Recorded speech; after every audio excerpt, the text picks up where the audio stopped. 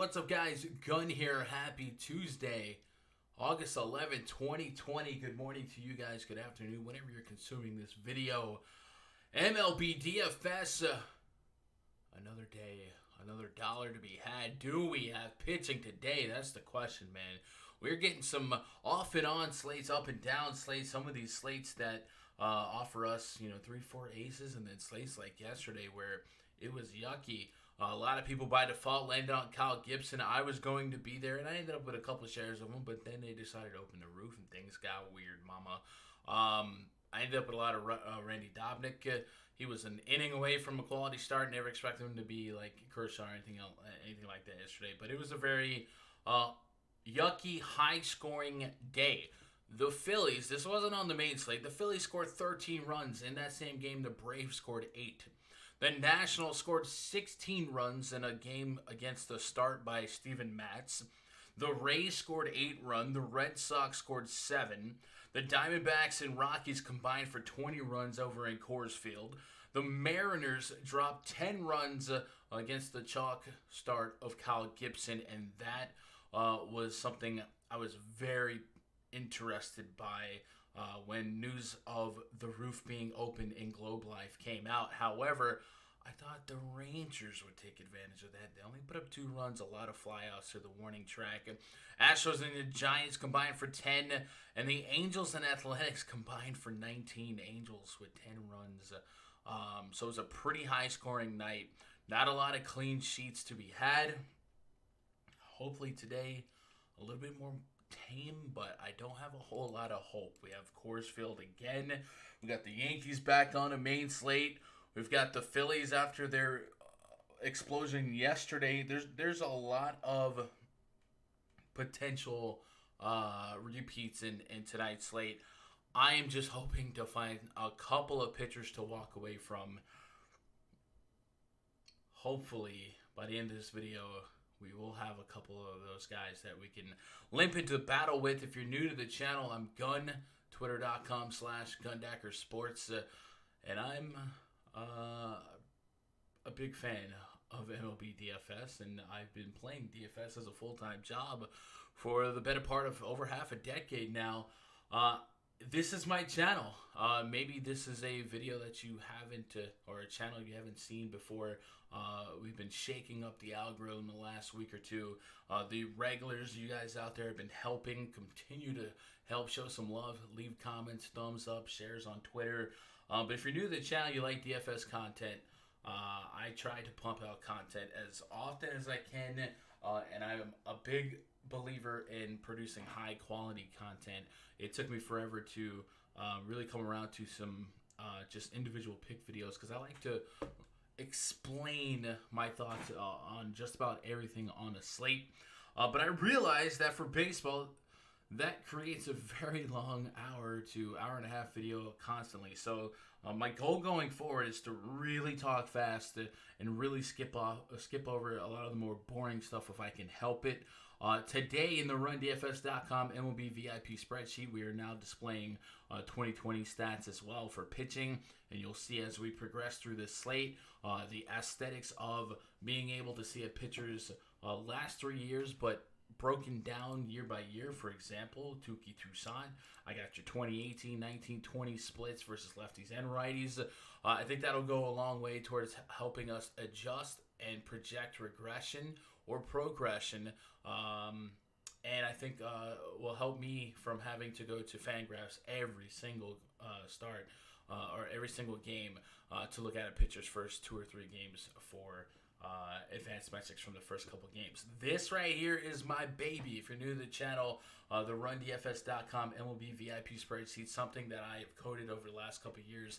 It is my personal tool to approach every single MLB DFS slate, create a player pool, find pitching that I like, and make decisions. And I've taken all of the pertinent stats that I appreciate, love, and value the most, and I've been able to present them to the average player, the casual fan, if you will, in a very aesthetically pleasing, easy to understand manner. There are videos on this channel explaining this. I will have to come up with another video, hopefully within the next week or so, explaining some of the newer stuff. But I really think this is a super powerful tool. It's probably the best spreadsheet I have to offer. I have NBA, I have NFL, but this right here does so much. So hopefully throughout the duration of this stream, you grow an appreciation for it. And just know, if you want to access this spreadsheet, it is a premium perk of having a subscription at rundfs.com. So if you, by the end of this video, is like, man, I kind of like this dude, I want to hang out with him, I want to hang out with his people, well, you can do that. Go to rundfs.com, get signed up, click VIP passes, find a pass that's right for you. If you're brand new, $25, less than $5 a day to get you signed up. And this is access to not just baseball, it'll be access to NBA. In that premium Discord, let me see if I can pop up this Discord to kind of give you an idea. So in this premium Discord, we have well over, I would say 60, almost 70 subscribers. Guys grinding all different bankroll levels. I don't have to scroll up too far, but if I scroll up to last night, a great example, we got old Sid out there grinding them quarter arcades, busting out $100. Our boy Asano, I believe he flipped a grand last night. Let me see if I scroll up a little bit more. Here we go. He was at the top of his single entry for a couple of grand, and I think he ended up slipping to about $1 grand in profit. Let me see where that picture's at. But anyway, it's stuff like this every night. There's just screenshots. Yeah, he said he ended up with about 1,000 in profit. So every night, screenshots after screenshots. Last week we had a couple multi-grand hits in all different sports, all different categories. ECW in the tiers, Crazy wrecking it in baseball. It was the basketball slate. And yeah, so if you guys want to be part of a winning team, in addition to the spreadsheet access, in addition to the Discord access, we also have daily voice chats before lock. So 2 hours before tonight's MLB lock will be in voice. And then staggered throughout the day, you'll probably see us in the NBA voice chat. But the DraftKings lock and the FanDuel lock main slates are different. DraftKings has 2 extra games, so that's going to be a little bit murky. But when we get into the playoffs, that'll be much more uniform. This is going to be a dog days of NBA during the end of the regular season. Anyway, that's enough blabbering. If you guys got any questions about VIP, anything like that, twitter.com/GundackerSports. That's where you can get it in. There are a couple of early games today. Marlins and the Blue Jays, Royals and the Reds. We're not going to focus on them. We're going to get right on into the main slate. 7:05 p.m. Eastern, the Atlanta Braves and the New York Yankees going at it. Yankees coming off a day of rest after a 4-game series in Tampa. Braves yesterday in that slugfest with the Phillies. We got Touki Toussaint. We got Jordan Montgomery. Touki Toussaint has a 6.08 ERA on the season. His curveball was working as he recorded a career-high 9 strikeouts over 6 2/3 innings against the Blue Jays on Thursday. The right-hander will attempt to build on that career-best start as he fills the rotation spot of Mike Foltynewicz, who was DFA'd on July 28th. He'll be up against Gumby. Jordan Montgomery, 5.59 ERA on the season. He was strong in his first start of the year, holding the Red Sox to a run over 5 2/3 innings, but he struggled last time out against the Phillies. Montgomery battled with an inconsistent changeup, and he said he didn't have his curveball as the Phillies knocked him for 5 runs and 6 hits over 4 innings. So this is one of those stick of dynamite games, right? Implied run total for the Braves, 4.5. The Yankees, 5.6. Yankees get a lot of home respect here. Just 80 degrees out there in the Bronx. Touki Toussaint has come into this game in this season with some really high strikeout numbers to righties. Now, I'm a very, very big Yankees fan, and I will be stacking Yankees, but that's by default, and that's a little bit of bias. Toussaint with a 38.5% carry to righties is not going to sustain this season, but 25% last year, to 30% the year prior. there's a range of outcomes here where he can not be the worst play on the table at 8.1K on DraftKings. The Yankees do have a lineup that will strike out 23.2% on the season to righties. If you look in that lineup, Judge, we know he can go down on strikes. Luke Voigt, Gleyber Torres off to a cold start. Gary Sanchez has looked horrendous at the plate. There's a range of outcomes in my mind where Touki Toussaint lives and ends up being a high strikeout guy. On the flip side, he has been pretty poor against lefties. Last year, an over 7 xFIP to lefties, a 390 average allowed, and a home run per night of 3.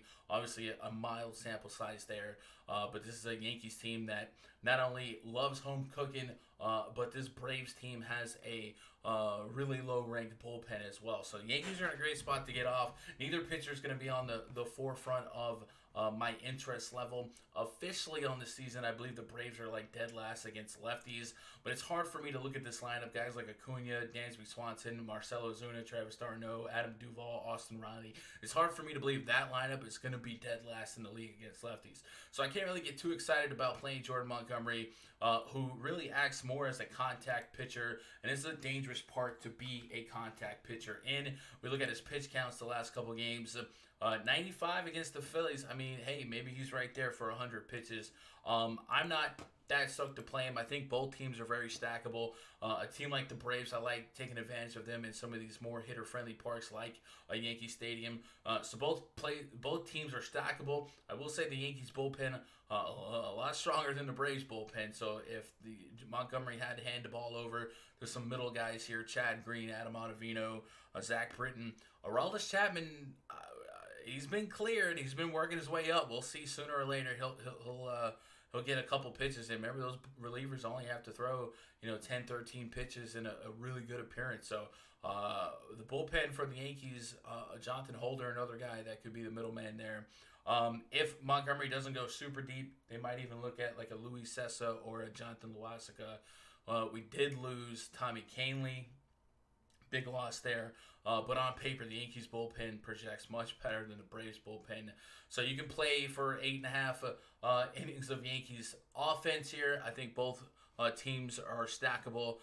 Probably not going to go too crazy with either pitcher, but I'm just trying to concede that Touki Toussaint may not be a surprising tournament play when it's all said and done. Let's move this game along to Baltimore at the Philadelphia Phillies. We've got a pitching matchup of Alex Cobb taking on Zach Wheeler. Alex Cobb is 3 starts into his season. He's pitching better than he has in years. He's 1-1 with a 2.51 ERA, striking out more than a batter per inning so far this season. His xFIP to righties this season, 3.27. His xFIP to lefties, 3.33. We don't want to overcommit to short sample size xFIPs and advanced metrics, but it is a great sign for Orioles fans and a great sign for Alex Cobb, who has been trying to recover from a rough couple of seasons with some injuries. A low average allowed to both sides of the plate. Now, normally we can look at a guy who has struggled in the past and say, oh, man, he must be getting really lucky with BABIP, but the xFIP kind of backing him up here. So I don't think I'm going to play Alex Cobb, but maybe we kind of be cautious when it comes to eyes lighting up like we did in his first couple starts. With that said, he does have a 1.42 home run per nine this season to righties and a 1.13 home run per nine to lefties. This Phillies team just put up a beating yesterday on the Braves. Home runs. You get a home run. You get a home run. I think Roman Quinn hit a home run yesterday. It was like that. It was crazy. So it's a pretty hot Phillies team. They did come off a little bit of a rest from the coronavirus scare. So I don't mind going back to the Phillies. A projected implied run total 5.2. The Orioles just a 3.9 run total. That's interesting because Zach Wheeler, 2.08 ERA, is off to a nice start after notching his second win as many starts Wednesday. He's allowed only 3 earned runs, 1 homer in 13 innings this season. His xFIP to righties is backing him up with a 3.19, even though a 300 average allowed is kind of scary. That would be the bad side of BABIP, but he does have a 6.69 xFIP to the lefties. And this Orioles team has been somewhat scrappy when you least expect it. Anthony Santander, Rio Ruiz, Dwight Smith Jr. are three lefties I would be worried about. Outside of that, the righties are Hanser Alberto, Renato Nunez, even Pedro Severino has been kind of scrappy. But if you look at their rolling 2-year sample size, there's a low average. The K percentage isn't crazy. Just Ruiz, Nunez, Severino, and Chris Davis with an above 20% K rate. But Zach Wheeler at 10K, could he limp into a solid game? Maybe 9K on FanDuel. You look for a guy that doesn't get the efficiency blemishes for hits allowed, stuff like that. Does he sneak into 6 innings? Does he get a win? Does he get a quality start? And maybe 4 to 7 strikeouts. I think that's a range of outcome. I don't love him. I don't hate him, but I don't love him on either side of this price point. But I can certainly understand the case for it. The Orioles are just one of those teams that when all else fails and a slate doesn't really give you a pitcher to say, here, play this guy. Orioles, Mariners, teams like that, Marlins, teams like that, people take a chip in a chair and punt pitching against. Well, Wheeler's not really at a punt price. So I think there's some risk to it, but he's a pretty decent, sizable favorite. I understand the play if you get there. I don't think I'm going to get there yet, but maybe we come around to it. Certainly like the Philly stack. Orioles stack, probably not. Big slate, right? Cubs at the Indians. Next game on the docket. This game's going to feature the pitching stylings of John Lester up against Adam Plutko. John Lester 1-0 with a 0.82 ERA. He last pitched on August 2nd when he held the Pirates to 1 run on 4 hits in 6 innings. He struck out 4, he walked 1. Lester went 5-6 with a 4.69 ERA and 15 road starts last year. Adam Plutko taking a bump for the Indians. He's got a 2.57 ERA. Today, Mike Clevenger was supposed to pitch, but he violated team protocols over the weekend, and he's now quarantining. Plutko, who hasn't started in 2 weeks, will get the ball in his place. First of all, Mike Clevenger, screw you. I hate seeing guys like that, especially a guy like Clevenger, who was one of the most outspoken guys when the Houston Astros scandal came to light over the offseason. You might remember that video of him getting a tattoo saying, the Astros didn't deserve to be in his. And for him to be that guy and then turn around and be one of the guys on a winning team to jeopardize the league, the season, is so irresponsible, and it's very, very tilting as somebody who loves baseball and also as a job. But just the fact that there are people out there, and he plays for the Indians, right? Indians 10-7. That's a team probably going to the postseason. It's not even like he's a scrub for like the Marlins or whatever. I don't know. Anyway, John Lester, ERA is really, really low. 0.82 ERA on the season. This is reminding me of a situation where I was backed in a corner against Madison Bumgarner all last year. His hard contact rate was through the roof, and he just kept surviving, and maybe Oracle Park was protecting him. John Lester, sooner or later, the metrics are saying, is going to fold. He has a 5.39 Sierra this year, a 5.63 xFIP, just a 2.4% swinging strike rate. That's insane to me. So he's limping along, and I like the Indians here as one of the teams I'm going to be looking forward to hopefully getting into Lester's underlying metrics. I don't want to go too deep, but guys like Jose Ramirez, Francisco Lindor, Carlos Santana, Franmil Reyes are probably the 4 guys that stick out the most as a Indian stack. Franmil Reyes is somebody I really like here because he has a lot of power against lefties, a 537 slugging in the last 2 years against lefties, but a lot of that gets neutralized by a 26.6% strikeout rate. Well, if you're going against a pitcher that has just a 2% swing and strike rate, he's pitching to a lot of contact. He's going to dare you to make contact. So far this season against righties, a 50% fly ball rate to righties. The hard contact is way below league average at 28.6%. I got to believe in regression there, particularly since the last 2 seasons it's been 30% plus, and last year was 39.5%. So I do like a guy like Franmil Reyes to be a shot in the dark at a bomb. And then this lineup in general, this Indians lineup might be all righties, whether it be natural or switch hitters. So Lester, that's going to be a no for me, dog. Adam Plutko, that's going to be a heck no for me, dog. His underlying metrics horrendous for the last couple seasons. A high xFIP to both sides of the plate. Could this be a get-right spot for the Cubs? Maybe. Implied run total for the Cubs is just 3.7. If that was there because of Clevenger, I would go bet the over now. Because 3.7 or less than 4 runs against Plutko is really, really generous. He does have a 2.57 ERA this year, but the Sierra is just about 4. The xFIP is just about 4. And his inside metrics, the line drive rate this season's been high, 45.5% hard contact rate. It's only 7 total innings of sample size, so let's not get crazy. But just going back to the last couple years, I mean, this is a big-time home run bugaboo guy. No, he's not going to be in my pool. And the Cubs are certainly going to offer some bats that I would be very interested in. Javi Baez, Rizzo, Bryant, Schwarber.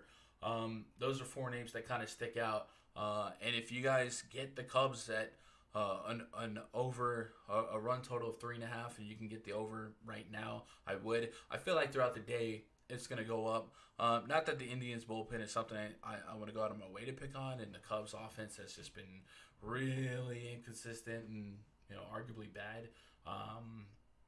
But I can pick on Plutko. It's one of those surprise spots where I think pricing and Vegas was projecting them to face Clevenger, a much better pitcher. On paper, let's move it on. Tigers hosting the White Sox. Gio Gonzalez up against Tyler Alexander. You guys catch what Tyler Alexander did in his first start? I think he tied the strikeout consecutive record of 9. Gio Gonzalez, 7.71 ERA. He's going to make his 3rd start for the White Sox. His 2nd on the road in 4 appearances. He's allowed 20 hits, 7 walks over 11 and 2/3 innings, striking out 12. He has lost both career starts at Comerica Park. Tyler Alexander, he's a sophomore lefty. He worked his way back into the rotation mix with a dominant appearance Sunday against the Reds. He struck out 9 consecutive batters. A major league record for a reliever and matching Doug Fister's American League for any pitcher. The funniest fact of that statement is, or funniest statement of that fact is Doug Fister had 9 strikeouts in a row. If you guys remember the tail end of Doug Fister's career, was more of a contact guy. Maybe a little less talented or a little less metrically desirable than a Lance Lynn. So kind of crazy that it was him, right? So what do we do with that? Well, Gio Gonzalez probably not going to be in play for me. He is not somebody that I want to put a whole lot of money behind. The Tigers team has been hot in the last week, and on the season they're batting over 300 against lefties. OPS just about 1,000. This is a team OPS, not just one player, and slugging almost 600. So a guy like Gio Gonzalez can struggle. CJ Cron did get banged up yesterday. We'll see if he makes the lineup. He may go on the IL and he may get some time off. That would ironically help out the first base dilemma between Miguel Cabrera versus CJ Cron that you seem to face every day on DraftKings. But no Gio for me so far this season. Just not getting it done against righties, even more so than usual. If you look at the last 3 years of sample size against righties, an above 10% walk rate to righties all 3 seasons. An above 1 home run per 9 this year is really bad, and an elevated average allowed, and the strikeout rate is lowest it's been in the last 3 years at 15.4%. So it's going to be a no for me, dog. A high whip this season. I think the Tigers can keep staying somewhat hot against this Gio start. Guys that kind of would appeal to me. Maybe Scope stays hot. Miggy's been hot. If Cron did make the lineup, I'd look at him. Austin Romine's a curious click. And then that's probably Jacoby Jones had an inside the park home run yesterday, and he's had some interesting games so far this season. But am I stacking the Tigers? Probably not. They have an implied run total of 4.5, but I can't really get behind playing Gio. Tyler Alexander, is he playable? Well, White Sox are one of those really, really talented on-paper teams. A lot of scary bats to pitch against. Tim Anderson, Yohan Moncada, Jose Abreu, Yasmani Grandal, even Luis Robert has been off to an incredible start. But $6K for Tyler Alexander, knowing his potential and what he did in that first start with that stretch of strikeouts. Is he somebody that we can play in a Coors Field stack at 6K and hope for 10 plus fantasy points? I think it's a reasonable thought process. He's got 11 against the Royals in just 2 innings. Obviously, 27 and 3.2 innings is such an anomaly. Likely never to be happening again for him this year. And we don't expect deep pitch counts. 55 in that appearance last time out. We probably put him at 65, 70 if they're trying to progress him into a starter. But I do think there's a thought process saying, hey, if I'm just paying 6K for an SB2 on DraftKings, can I get double-digit fantasy points? I think it's possible. Do I want to do it? Probably not. But it is something that's out there to be done, right? Tim Anderson, Moncada, Abreu, Grandal. If I was going to stack White Sox and Lewis Robert are the guys that stick out. Let's move on to the next game. Mets hosting the Nationals. Here we go. Some pitching. Mad Max up against Rick Porcello. Mad Max Scherzer 0-1 with a 3.29 ERA. He left his last start on Wednesday after just 1 inning because of a tweaked right hamstring. He was not concerned about the ailment, and he will not miss a turn in the rotation, so he didn't have to go on the IL. He's making his next start here. Rick Porcello pitching for the Mets. He's 1-1 with a 6.92 ERA. He was aided by a strong defense in his last start. He produced 7 quality innings. Mets could continue starting their better defenders behind Porcello, giving his propensity to induce contact. That's actually a funny... It's actually a funny statement because a couple years ago, Rick Porcello won the Cy Young ahead of Justin Verlander, right? And if you went and looked at his BABIP for that year, it was incredibly low. What year did he win? Rick Porcello Cy Young. It was in...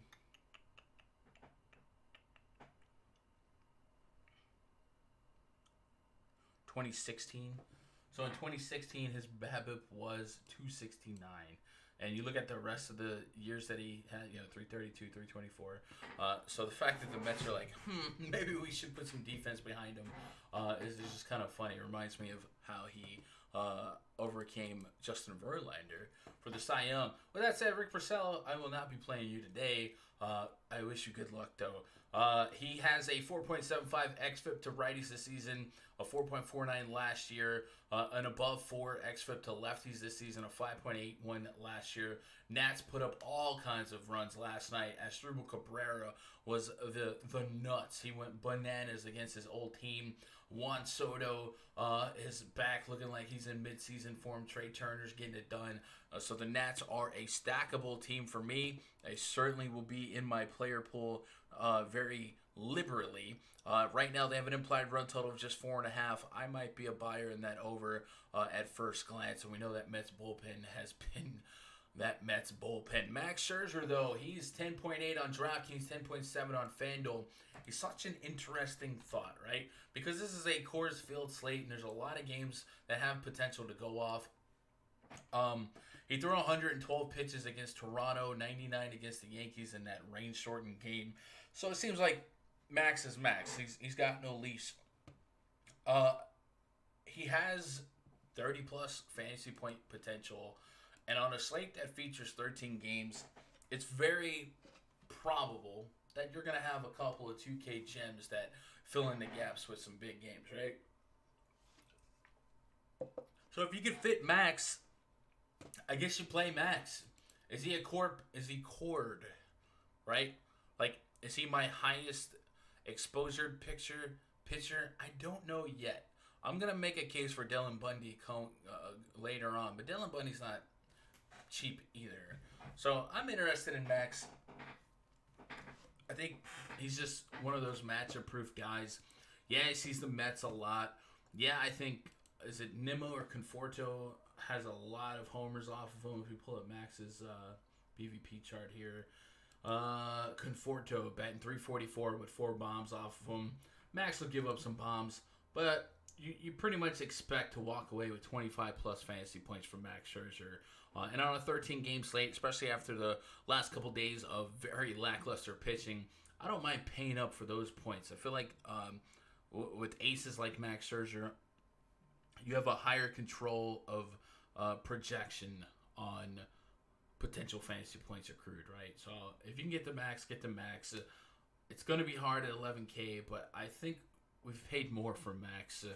So I'm there. Rick Porcello, no. Nat Stack, yes. Met Stack, no. But obviously a guy like Conforto can make the one-off pull in mass entry. And even a guy like Jeff McNeil. Strikeout rates for the Mets here are mix and match. Nimmo almost 1-4. Alonso 1-4. Conforto a little over 20%. J.D. Davis almost 1-4. Dom Smith over 1-4. And then guys like Wilson Ramos, who I think may have caught max in the past. Andres Jimenez, Ahmed Rosario, and Jeff McNeil all have lower K rates, but Rosario is almost at 1-5.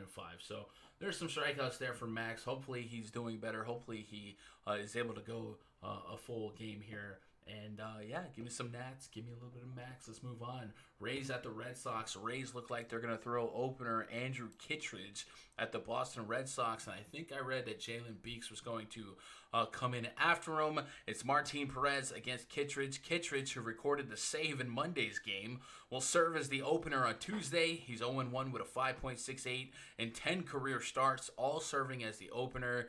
Jalen Beeks could be an option to provide bulk innings behind him. Jalen Beeks, I believe, used to play for the Red Sox. I think he was traded. I can't think of who he was traded for, but I'm pretty sure Beeks came from the Red Sox organization. Let me see. Jalen Beeks trade Red Sox. It was for Nathan Eovaldi, so it kind of worked out, right? Why do I remember this stuff?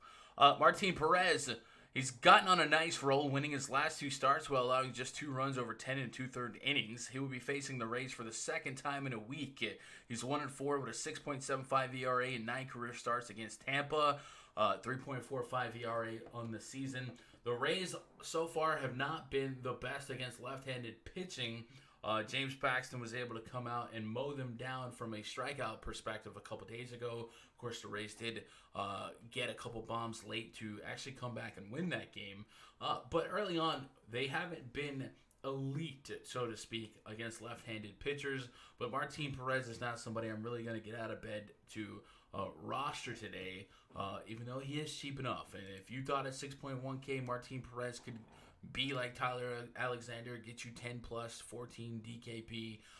You do you, boo-boo. I wouldn't go against you. If we go to that pitch report and look at what Martin Perez is tossing.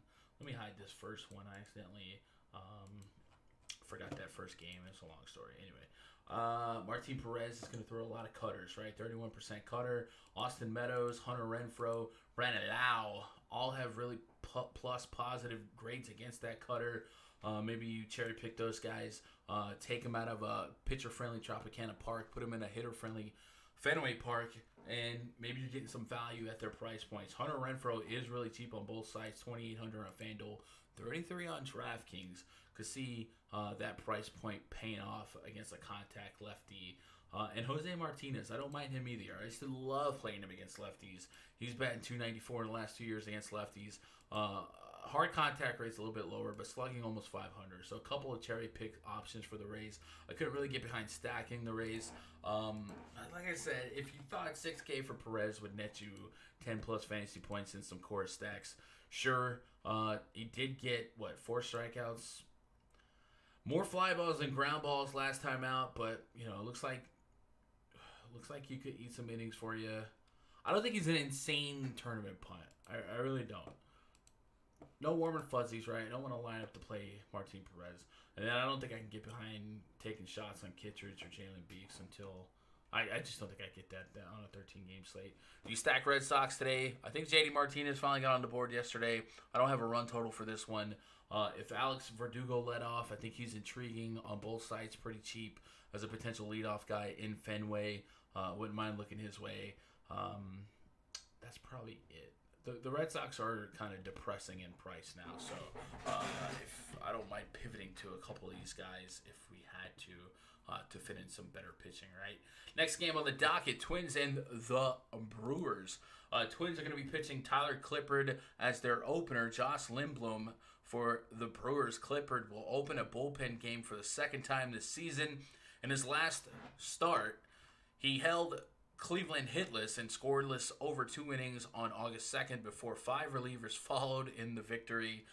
Josh Lindblom, 1-0 with a 4.15 ERA. He had 6 different pitches working in his last start against the White Sox, and he finished strikeouts on 4 different offerings.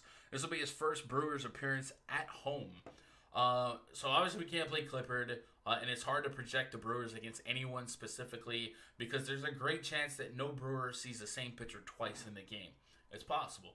So if you stack in Brewers today, maybe that makes them a little bit more intriguing for deep field tournaments, just because people probably just don't stack them because there's not really going to be an optimizer to spit out a plus matchup. You're just hoping that they take advantage of a hitter-friendly Miller Park and they get it done, right? Twins against Lindblom. That's a tough matchup on paper. Lindblom hasn't been the worst. A 53% K rate against righties. His lefty splits are a little bit less appealing. A 4.71 xFIP to lefties. With just 8.2 innings of sample size, so we can't get too crazy. We know he was really good over in the KBO, but the KBO hitting is not quite Major League hitting, and that's not quite Minnesota Twin hitting. So I think this game is so full of unknown and uncertainty that it's one of those games that I would certainly, in 150 lineups, have some stacks of either side, because these are some powerhouse offense. I probably have a little bit more Twin stacks just because we know the Twins have been really consistent this season with some power. But it's just one of those games that's going to be hard to project. Lindblom, 5.8K. Another guy that you thought, if you thought his strikeouts would continue, 50% unsustainable, but if he's going to be a 25 to 30% K rate to righty guy, 5.8 might be a little too cheap. 22 and 10 in his first 2 starts. Pittsburgh's soft offense, but the White Sox a little bit more respectable, a little bit more pop. Can the Twins strike out? Yes. We have Nelson Cruz, 24% K rate, Marwin, 23, Miguel Sano, 38.6%, Mitch Garver, Byron Buxton, both striking out over 1 and 4 times. Yes, there's some contact hitters, Rosario, Kepler, Polanco, but there is merit at 5.8K to saying, hey, Lindblom, don't go out there and die and give me 10 to 20 and hopefully something like 12 to 15 again for those Coors Field stacks. Heck, there's even a case to be made for a couple of these 6K pitchers, SP1, SP2, and just full stack Coors Field or some of those other high volatile games, right? Let's keep it moving, man. We're trying to get these videos done fast. D-backs at the Rockies. Hey, this is Coors Field. Do I need to read this one off, right? Zach Gatlin taking on Kyle Freeland. Gatlin, 2.81 ERA. He once again turned in a quality outing last time out against the Astros, allowing 2 runs on 6 hits over 6 innings. He has 1 career start at Coors Field in which he allowed 2 runs in 4 innings on August 13th, 2019. He'll be up against the lefty, Kyle Freeland. Freeland 2-0 with a 2.41 ERA. He's going to be fueled by how his last start ended. Scoreless through 6 2/3 innings against the Giants. 2 were on, and manager Bud Black kept him in. He yielded a first pitch Mauricio Dubon homer, which ended his chance at a win. It's Coors Field. We're not playing either pitcher. D-backs have a 5.9 implied run total. Freeland 5.7, the Rockies a 5.7 implied run total. Coors Field has been Coors Fielding. Both offenses in play. I'm not going to sit here and break down this game. You guys get it. We love Ketel Marte, Starling Marte, Christian Walker against a contact lefty. Yes, and Walker's attainable at 4.6K on DraftKings. Eduardo Escobar under 4K on both sites. It's way too cheap, especially on DraftKings. Yes, give me D-backs. Rockies have been one of the hottest teams in the last 7 days from a WRC plus, from a everything perspective. Going against Zach Gallen, of course, Zach Gallen's a little bit of a tough cookie to read because he's really good. He's going to be a top pitcher for them. Does he use a lot of off speed? He uses 19% curveball, 16.8% changeup. So not a whole lot of off-speed stuff. That cutter, fastball, and even a changeup might play well here in Coors. Guys that use curveballs and sliders and stuff like that, I worry about a lot more in Coors Field just because the air and the break is a lot different, and that's another catalyst into Coors Field just being Coors Field.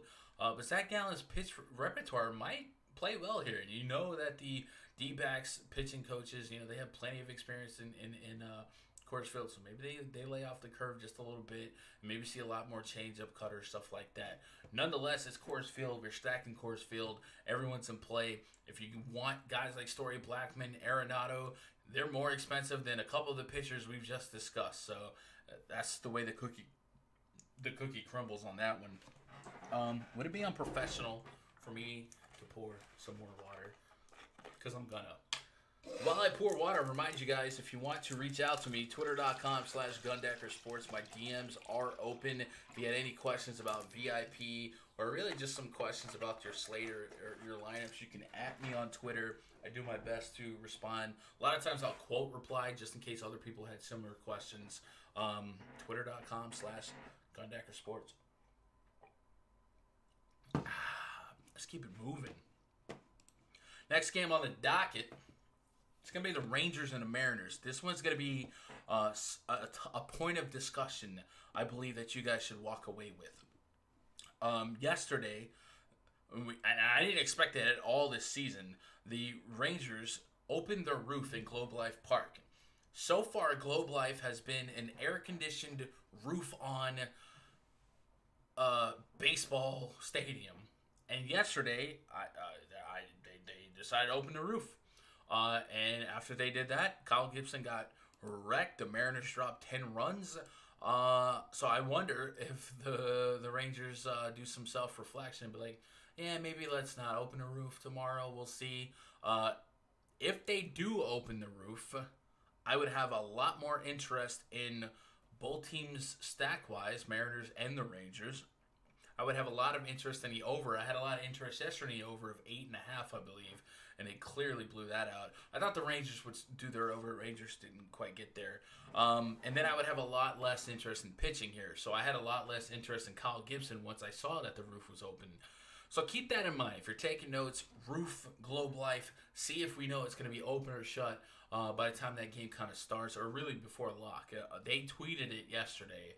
The Rangers Twitter account did. So we'll see if that happens. Nonetheless, our pitching matchup here, Marco Gonzalez taking on Mike Minor. It's a pair of southpaws. Marco Gonzalez, 2-1 with a 3.06 ERA.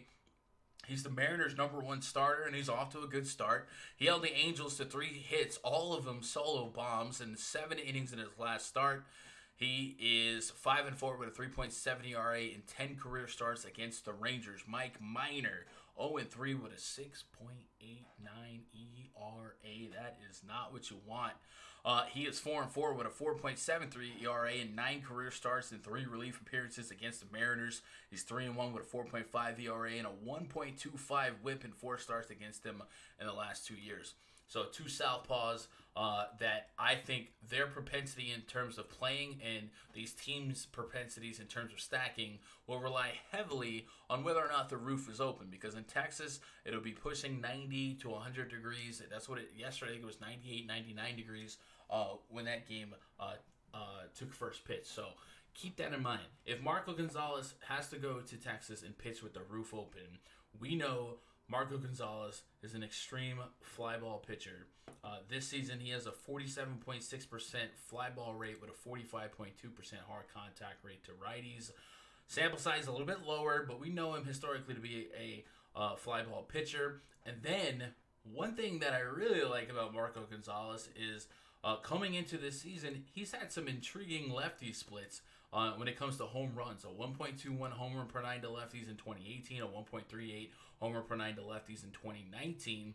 He hasn't given up a bomb to a lefty yet, but could this be a sneaky spot to project a lefty-on-lefty crime for a guy like Joey Gallo, maybe Shin-Soo Choo? I think it's very plausible. Gallo with a .626 slugging percentage against lefties in the last 2 years. Really fun lefty-on-lefty home run call. And even more so if the roof is open. Especially a guy like Marco, only has 13% K rate and a 8.7% swinging strike rate. So he's going to pitch more so to contact. Gallo's a great example of a guy that I will chip and chair against any contact pitcher on the planet. Gallo's exit velocity on average is insane. He has a 40.2% K rate to lefties over the course of the last 2 years. So you put that up against a contact lefty, I'm a buyer. The fact that he still has 600 plus slugging with a 40% K rate is incredible to me. Mike Minor, same song and dance. However, no, just same song and dance, right? More fly balls than ground balls to righties. More ground balls than fly balls to lefties. This Mariners lineup, not fun to stack.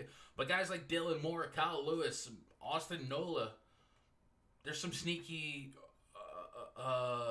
spoilers in that lineup, right? These are names that we've seen cross our steals feed, our home run feed, and even guys that have won some tournaments. So Mike Minor would not give me the warm and fuzzies at all if the roof was open. If it comes out and the roof is closed, just because the Mariners are the Mariners, I might have a couple of inclinations to take a shot on FanDuel at 7.5K. I still don't think I don't think 9.6K on DraftKings is something I'm gonna love. No matter which way I slice it. But on FanDuel, 7.5K, where you eat 5-6 innings, you go out there, scoop a win. I can get down with that. I don't think I ever get there on DraftKings here today. But again, roof open is the key. Let's keep it moving. Let's go to let's take I-45 down to Houston, Texas, where the Astros are coming back from their athletic series, and they'll be hosting the San Francisco Giants. Tyler Anderson, the lefty, up against Brandon Bilek, the bullpen righty. This should be weird. Tyler Anderson, you guys might remember him from the Rockies. He's going to make his third start of the season for the Giants and pitch in place of the injured Drew Smyly. He tossed 5 shutout innings against the Rockies at Coors Field last week. Brandon Bilek, if I'm even saying that right, 2-0 in the season with a 0.87 ERA. After winning a pair of games in relief to start his career, he threw 5 scoreless innings in his first start Thursday in Arizona. He allowed only 2 hits and he walked 3. So he'll be fun to kind of break apart. A 4.44 xFIP thus far this season to lefties, a 5.28 xFIP to righties. With just an 11% K rate to righties. Does have a higher K rate to lefties, but the xFIP has me alarmed. And this this walk rate, 17.4% walk rate so far to lefties, 11% to righties. So what I want to do is take a pause for the cause and go pull up his minor league numbers. So we're gonna go to MLB.com and search Brandon Bilek. I hope I'm saying that right. Astros fans out there, I hate you.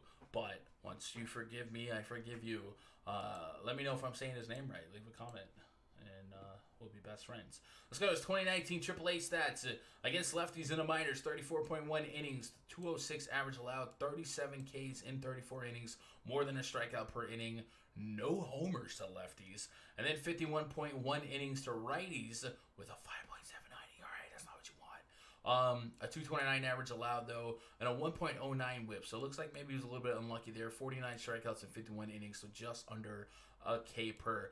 The walks, no. 23 walks in 34 innings to lefties, 13 walks in 51 innings to righties. So he has that walk rate to lefties. Maybe it won't be 17%, but he definitely has a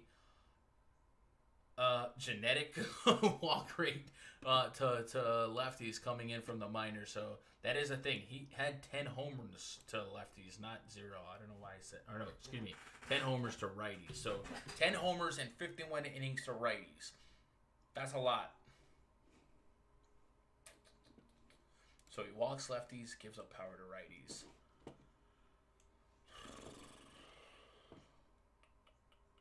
Mike Yastrzemski is 6K on DraftKings.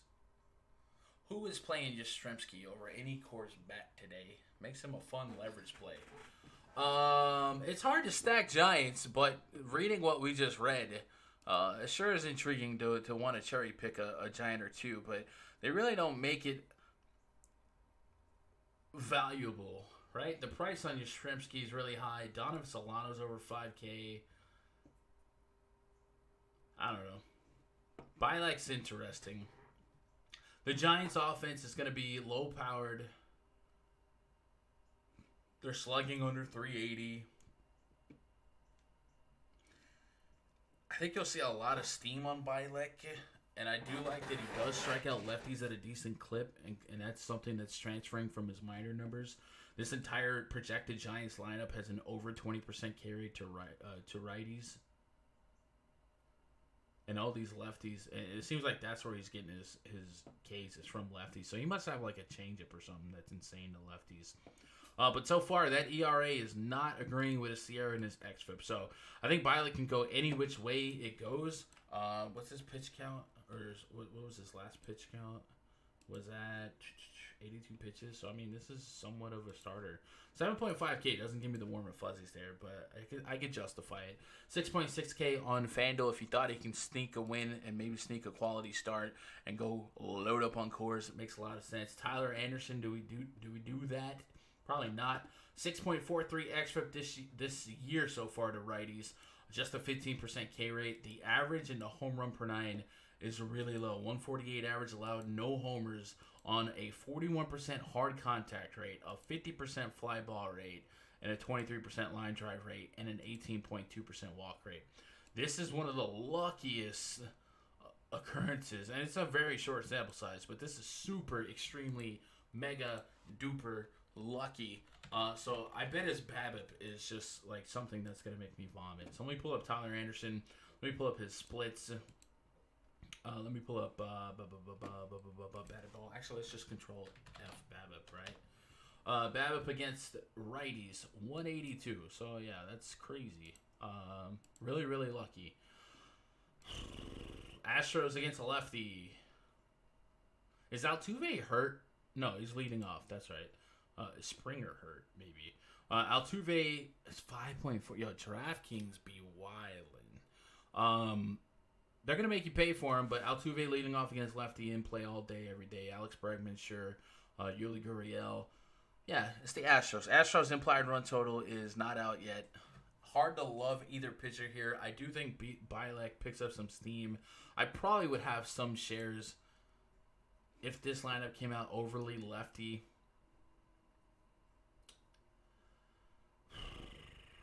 Let's look at walk rates real quick. I know I wanted to make these videos fast, but I'm so interested in figuring this out. So what we'll do here is we'll go to FanGraphs. We'll pull up team. Let's go straight to the Giants. And the way alphabetical order works is... and let's go to 2019, all right? Let's pull it back. 2019 to 2020. I don't care about qualified. Let's go to 0. And then let's go split it versus righties, right? So what I want to do is see how often this team has taken walks against righties. So let's go to advanced. Walk percentage against right-handed pitching in the last 2 years. Okay, there's a lot of 10+ percentage. So we're looking for Mad Bum 30. Okay, buddy. So we're looking for like Dubon, Yastrzemski. So Dubon's only at 5%. Solano's at less than 3%. Longo's under 10%. Anyone that's in single digit, I'm interested in. Yastrzemski's kissing 10%. And then lastly, let's go to batted ball. Actually, this isn't what I want. All right. We have a tab in the spreadsheet, too, that might answer me some questions here. So we got the Swing Tracks tab. If you guys are curious to kind of see the hitting discipline or lack thereof of some hitters, the Swing Tracks tab will show you swing percentage, which I'm very interested in this scenario, how often a hitter swings in general, and how often a hitter will swing outside the zone, at pitches outside the zone. So Solano swings at pitches outside the zone almost 40%. Alex Dickerson, 34%. All this is elevated. Longo, anything over 30% is a little bit elevated. Over 35% is a problem. So I could be a buyer here. And high swing and strike rates. All right, give me a little bit of Bielak, understanding that the range of outcomes for him is pretty wide, right? All right, 2 games left to break down. Let's go Padres and the Dodgers. We got Garrett Richards taking on Ross Stripling.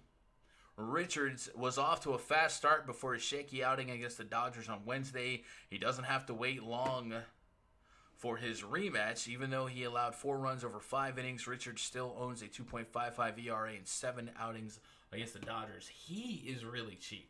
So Richards is one of the few 6K pitcher so far that I think is actually a talented pitcher and could supersede his price just based on his individual talent. Has gotten you over 10 fantasy points in the first 2 starts. At Coors, can we really fault him for that? And then at home against the Dodgers, the game kind of got away from him, but he was an inning and an Ernie away from a quality start. His pitch count flirting with 90 plus, so maybe he would be ready to go 100. The caveat here, obviously, it's the Dodgers. We don't want to pick on the Dodgers, but if we're considering 6K pitchers today, at least we know Garrett Richards is good. He has a sub-4 xFIP every season of sample size that we have for the last 2 of the last 3 years. And so far this season, a sub-4 xFIP to both sides that have played. The swing and strike rate is almost at 14%. The ERA is higher than the SIERA and the xFIP, and a game at Coors will do that. So if we're taking shots on 6K pitchers, I think we have to consider Garrett Richards, even though the matchup is certainly not one that we necessarily want to go out of our way to pick on. But heck, we're 2 games left, and not a lot of pitchers are screaming at us, right? Ross Stripling, again, got into the 6th inning last time out against San Diego, but he wasn't as sharp as he was in his first 2 starts, giving up 3 extra base hits, including a home run to Fernando Tatis Jr. His new changeup is a work in progress. Stripling 7.9K on DraftKings, 8,300 on FanDuel. I think Stripling will end up being, by default, one of the trendier SP2 options on the DraftKings slate, maybe even on the FanDuel slate, just because we know he does have that strikeout potential. So far this season, his xFIP to righties is creeping up on 7. We know historically the last 2 seasons, there's a lot of regression coming his way should he continue being what he was. His strikeout percentage to righties so far just 12.5%. Again, less than 20 innings of sample size of work here. We know that the better days are probably on the way. We're looking for 15 to 20 fantasy points here, 7.9K for Stripling. The Padres are certainly one of my sweetheart Cinderella teams that I stack very, very often. I love the Tatis, Machado, Grisham, Pham 4-piece chicken nugget. But right now the Padres have an implied run total of 3.9, projected temps under 80 degrees. It's Los Angeles. It's a night game. I can certainly see Stripling getting there. Probably have a little bit of Stripling. Like I said, 1 through 4 of the Padres will always be in the player pool. And then the Dodgers lineup could get a little weird. Is Corey Seager still hurt? Does he, not make that lineup? And Seager was one of the most consistent guys in the league in terms of hard contact rate and exit velocity. So he certainly would be a big, important bat missing if he doesn't play today. And a guy like, Chris Taylor, I don't know who would maybe hit in his place, maybe Enrique Hernandez or Kike Hernandez. So keep an eye on that. I don't mind a punt on Richards at 6K. Neither team projected for extremely high runs, but the Dodgers have a 4.7 implied run total, and they are a minus 150 home favorite. And it'll be like that. Garrett Richards has a 2.08 home run per night so far to lefties, a high walk rate, and a high hard contact rate. So it's chipping a chair there for Jock Peterson if he did lead off.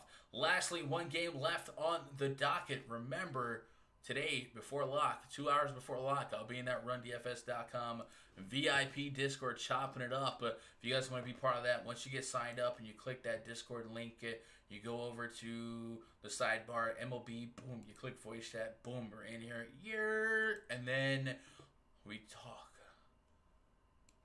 We discuss our feelings about the slate. And yeah, so go be part of that. Main event tonight. Pitching, Mike Fiers up against Dylan Bundy. Mike Fiers 1-0 with a 5.63 ERA. The A's have won all of his starts this season, and the right-hander is pitching deep into games, having tossed 6 innings in each of his last 2 starts. He'll be up against Dylan Bundy. Bundy 2-1 with a 2.08 ERA. He has thrived in his new environment with the Angels, and he's off to an incredible start. He's increased his slider usage, and he has a 2.08 ERA and 25 strikeouts in 21 and 2/3 innings. Guys, it took a while to get here, but Dylan Bundy is probably going to be my highest-owned pitcher tonight. I said it. It's out there. I can never have it back. He just is. So far this season, 3.93 xFIP to lefties, but a 1.58 xFIP to righties. And his 30+% K rate to lefties over the course of the last 3 seasons is what you want against an Athletics lineup that boasts all but maybe 2 lefties in their projected lineup. I loved him in his first start against the Athletics. He was a lot cheaper, so the range or the cushion, the insurance for an underwhelming performance is much smaller. But man, look at these games, man. 42 in a CG against the Seattle Mariners. 10 strikeouts, 8 strikeouts, 7 strikeouts. I'm here. I'm a buyer. Give me a guy that has 100 pitches in his tank at home. He's a sizable favorite, right? He's a -143. Give me Dylan Bundy all day long, all day strong. I like this Angels offense. Shohei Ohtani got back in it last night, bat-wise. Mike Trout had a pair of bombs, and this is the part of the show where I have to remind you guys that today a child support payment by Mike Trout is due to Mrs. Fires. Have you seen the BVP on Mike Trout, right? I'm not a BVP guy, but Mike Trout has a couple of dingers there on Mike Fires, and it's crazy. He has 5 home runs, batting .387 against Mike Fires and 31 at-bats. And when I see that, I like to quantify it with the pitch report. Mike Fires throws a lot of fastball, a lot of cutter, a lot of curveball, a lot of changeup. All those pitches, Mike Trout says, that's cute, throw me that again. Mike Trout's insane. Look at all these grades against any pitch ever. So Mike Trout's in a great position to be another solid late-night hammer performance. He's 4,500 on FanDuel. He's 6.1K on DraftKings. Are you paying 6.1K for Mike Trout, or are you just attached to Coors Field? I love Mike Trout's matchup. I love Mike Trout ever since came back from having his son. He's been on fire. And I love that Shohei Ohtani is back as a hitter. And if you have Ohtani behind Trout, there's some protection there. You have Rendon getting back in the mix. There's protection there for Trout. So Mike Trout, who has been stellar in the last couple seasons without protection, now has protection. And I think he's going to have an incredible season, to say the least. No Mike Fires for me. All the Dylan Bundy for me. Our Angel stacks plausible. They have an implied run total of 5. I think I'm cherry picking. I think I'm taking Trout. I think I'm taking Ohtani. Maybe a little bit of Rendon. Obviously at third base, I'm trying to go get Arenado where I can. Guys like that. So that's it. That's your slate. Hopefully this wasn't too long. Where am I at on the count time? An hour. Yikes. Didn't work. Anyway, I appreciate those of you that have stuck around for the hour. If you would, hit that thumbs up before you get out of here. If you're new to the channel, you like what you heard, hit that subscribe button, twitter.com/GundeckerSports. And then if you want access to this spreadsheet, as you do your own research, I will also be dressing up my personal player pool. If you guys want to cross-reference your player pool with mine, just kind of see how far apart we are or how close we are. That's your prerogative. You can do so with the subscription at rundfs.com. I appreciate you guys hanging out. I hope you crush it in every sport that you play today. I love you. And good luck. God bless. Go win some money.